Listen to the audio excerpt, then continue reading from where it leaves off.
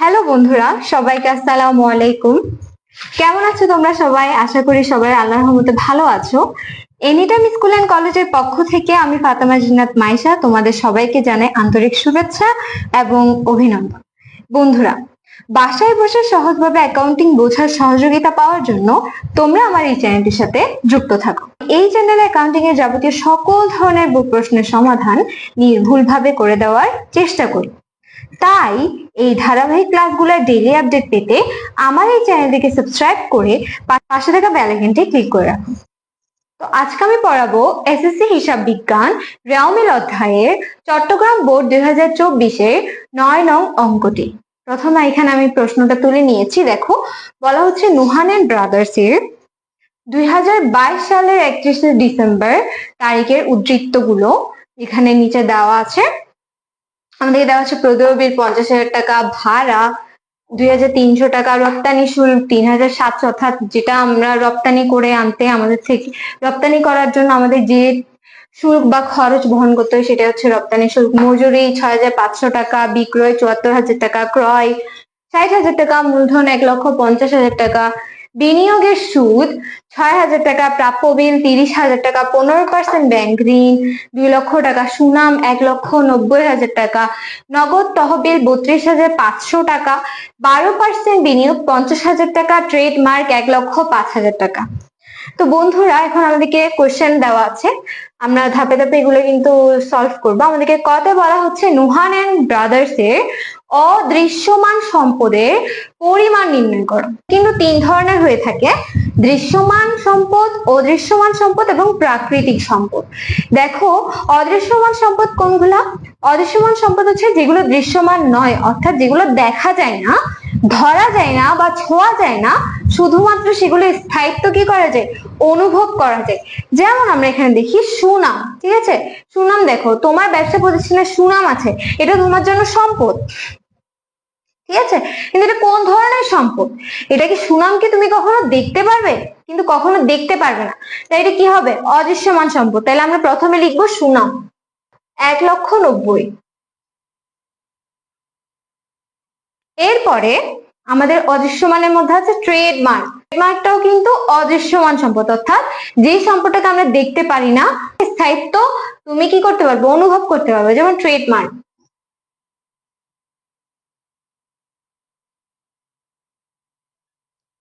1,05,000। আমরা এখন এগুলোকে যোগ করি, 2,95,000। তো বন্ধুরা, এটাই হচ্ছে আমাদের 9 কয়ের উত্তর। বন্ধুরা, এখন আমরা সমাধান করব 9 খ। 9 খটা আমাদেরকে বলা হয়েছে খতিয়ানের উদ্ধৃতগুলোর দ্বারা একটা রেওয়ামিল প্রস্তুত করার জন্য, ঠিক আছে? অর্থাৎ এই যে আমাদেরকে এগুলো দেওয়া আছে, এখান থেকে আমরা কি বের করব? রেওয়ামিল বের করব। রেওয়ামিল বের করা মানে ডেবিট ক্রেডিট বের করে। এখানে আমি সুন্দর করে একটা ছক এঁকেছি। আমি প্রথমে প্রতিষ্ঠানের নাম দিয়েছি, তারপর রেওয়ামিল করছি সেটা লিখেছি, তারিখ দিয়েছি, ক্রমিক নং দিয়েছি, হিসাবের শিরোনাম, এখানে শুধু হিসাবের শিরোনামটা বসবে, খতিয়ান পৃষ্ঠা, ডেবিট টাকা, ক্রেডিট টাকা, ব্যাস। সুন্দরভাবে তোমরা বক্স করে এটা করে ফেলবে। তো এখন আমরা ধাপে ধাপে করব। ক্রমিক নং মানে হচ্ছে 1, 2, 3, 4। ওকে, তো আমরা ফার্স্টে 1 লিখবো। আমাদেরকে দেওয়া হচ্ছে প্রদেয় বিল। তার আগে বন্ধুরা, আমরা একটু জেনে নিই যে ডেবিট পাশে কি কি বসে আর ক্রেডিট পাশে কি কি বসে, ঠিক আছে? ডেবিট পাশে যেসব জিনিস বসে সেগুলো হচ্ছে সম্পদ, ব্যয়, উত্তোলন, ঠিক আছে? আর ক্রেডিট পাশে কি কি বসে? দায়, আয়, মালিকানা সুদ। আমরা দেখতে পাচ্ছি ডেবিট পাশে বসে সম্পদ, ব্যয়, উত্তোলন, ক্রেডিট পাশে বসে দায়, আয়, মালিকানা সত্ত্ব। ওকে, এখন আমরা এটার উপর বেস করে কিন্তু করব। এখন দেখো, আমাদেরকে বলা আছে প্রদেয় বিল।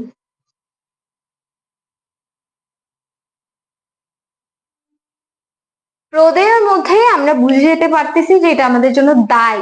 তাহলে দায় কোথায় বসে? ক্রেডিট পাশে বসে, 50,000 টাকা।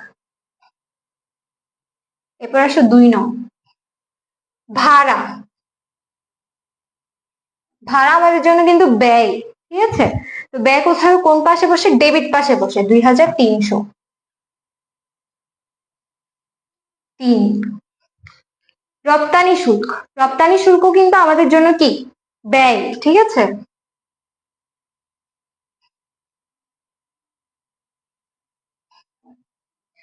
কোন পাশে বসবে ব্যয় হলে? ডেবিট পাশে 3700।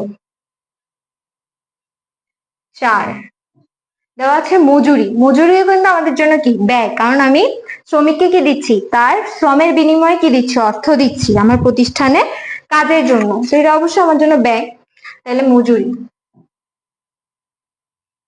যেহেতু ব্যয়, কোন পাশে বসবে? ডেবিট পাশে। কত হাজার টাকা? 6500। 5 বিক্রয়, বিক্রয় মানে কি? বিক্রয় করলে আমার প্রতিষ্ঠানে কি হবে? আয় হবে, এটা একদমই ইজি। আয় হলে কোথায় বসবে? ক্রেডিট পাশে বসবে, আমরা লিখবো বিক্রয়। কত হাজার টাকা? 60,000, 74,000 টাকা। এবার আসো ক্রয়, ক্রয় করলে কি হবে? আমি যেহেতু আমার প্রতিষ্ঠানের জন্য কি করব, ক্রয় করব, অবশ্যই আমি টাকাটা দিয়ে দিচ্ছি, যেহেতু আমার থেকে টাকা চলে যাচ্ছে, তাহলে এটা ব্যয় হবে। ব্যয় কোথায় বসে? ডেবিট পাশে বসে, লিখবো 6 ক্রয়। ডেবিট পাশে বসবে 60,000 টাকা। 7 মূলধন, মূলধন হচ্ছে মালিকের অর্থ, ঠিক আছে। মালিক ব্যবসার জন্য যে অর্থটা বিনিয়োগ করে সেটাকে আমরা মূলধন বলে থাকি। এখন এই যে মূলধন, এটা কিন্তু মালিকানা সত্ত্বের একটা অংশ, তাহলে এটা কোন পাশে বসার কথা? ক্রেডিট পাশে বসার কথা না? 1,50,000।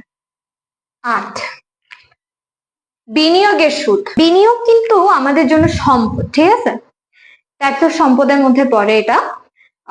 তো এই যে বিনিয়োগ করি আমি, কোথাও একটা টাকা আমি ইনভেস্ট করতেছি কোনো একটা সম্পদে, তো এই যে ইনভেস্ট করা আমার টাকা, টাকা যদি আমি ইনভেস্ট করি, তারা আমাকে একটা সুদ দিবে, একটা নির্দিষ্ট পরিমাণ সুদ দিব, এটা কিন্তু আমি কিন্তু ডেইলি মাসে মাসে কি পাচ্ছি? আয় পাচ্ছি, তাহলে বিনিয়োগের সুদ কি হবে?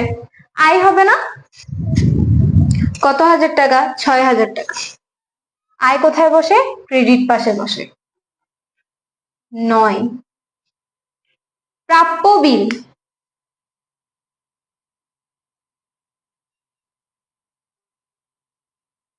যেহেতু প্রাপ্য, প্রাপ্য মানে আমরা কি বুঝি? দেনাদার বা প্রাপ্য হিসাব, তাহলেও ওটা কি আমাদের জন্য চলতি সম্পদ না? তাহলে সম্পদ কোন পাশে বসে? ডেবিট পাশে বসে। কত হবে? 30,000 টাকা। 10 15% ব্যাংক ঋণ। দেখো বন্ধুরা, আমি যেহেতু ব্যাংক থেকে ঋণ নিচ্ছি, যখনই আমরা ঋণ নিই আমাদের দায় সৃষ্টি হয়, তাহলে দায় কোথায় বসে? ক্রেডিট পাশে বসে। এগুলো কিন্তু খুব ইজি, তোমরা জাস্ট একটু আইডেন্টিফাই করতে হবে কোনটা দায়, কোনটা আয়, কোনটা ব্যয়, কোনটা সম্পদ, ঠিক আছে। এগুলো আইডেন্টিফাই করার কোনো ব্যাপার না। সুনাম, আমরা বলছি সুনাম সম্পদ, খুবই ইজি। সম্পদ কোন পাশে বসে? ডেবিট পাশে। কত হাজার টাকা? 1,90,000। 12 নগদ তহবিল, এই যে নগদ একটা তহবিল, ঠিক আছে, এটা কিসের তহবিল? ফান্ডটা কিসের? নগদের। নগদ কি? টাকা, তাই না? তাহলে টাকা আমাদের জন্য টাইপ অফ সম্পদ না? তাহলে এটা কিসে বসবে? ডেবিট পাশে। তাহলে কত হাজার টাকা? 32,500। 13 12% বিনিয়োগ,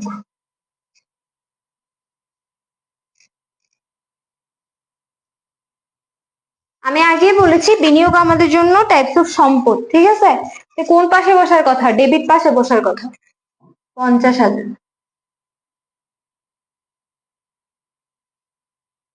14 ট্রেডমার্ক, ট্রেডমার্ক একটা সম্পদ।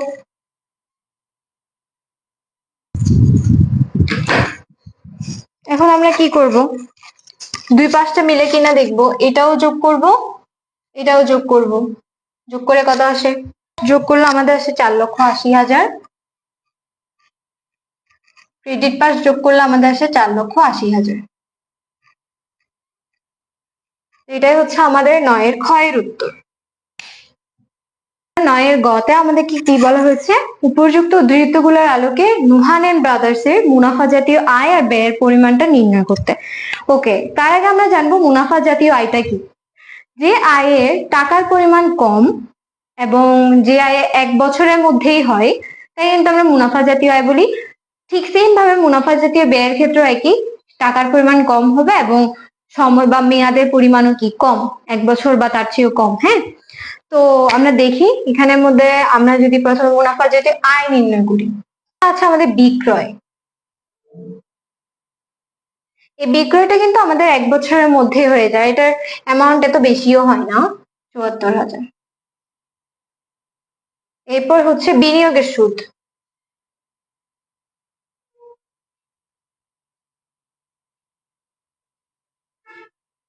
৬,০০০।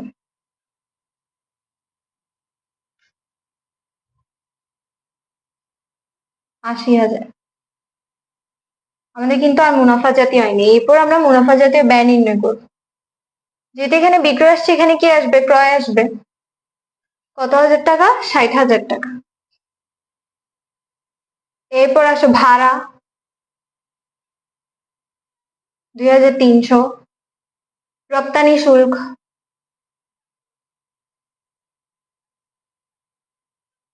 ৩,৭০০। মজুরি, ৬,৫০০। ৭২,৫০০ টাকা। তো মুনাফা জাতীয় আয়ের পরিমাণ হচ্ছে ৮০,০০০ টাকা, মুনাফা জাতীয় ব্যয় হচ্ছে ৭২,৫০০ টাকা। এটা হচ্ছে আমাদের নয়ের গয়ের উত্তর। তো বন্ধুরা, আজকে এই পর্যন্তই। আগামীকাল আমি ইনশাল্লাহ চট্টগ্রাম ২০২৪-এর আর্থিক বিবরণী অধ্যায়ের ১ নং অঙ্কটি নিয়ে আসবো। তো তোমাদের কাজ হচ্ছে আমার এই চ্যানেলটিকে সাবস্ক্রাইব করে পাশে থাকা বেল আইকনটি ক্লিক করে রাখা, যাতে আমি যখনই তোমাদের জন্য ভিডিও আপলোড করি তোমরা যাতে সে ভিডিও পেয়ে তোমাদের যে কোনো সমস্যার সমাধান পেয়ে যেতে পারো। এবং তোমরা অবশ্যই আমাকে কমেন্টে জানাবে তোমাদের সমস্যার কথা, যাতে আমি সেটা দেখে তোমাদের সমস্যার সমাধান করে দিতে পারি এবং সেই অনুযায়ী ক্লাস নিয়ে আসতে পারি। তো ঠিক সময় দেখা হচ্ছে ইনশাল্লাহ। ততদিন পর্যন্ত সুস্থ থাকবে, ভালো থাকবে। আল্লাহ হাফেজ, আসসালামু আলাইকুম সবাইকে।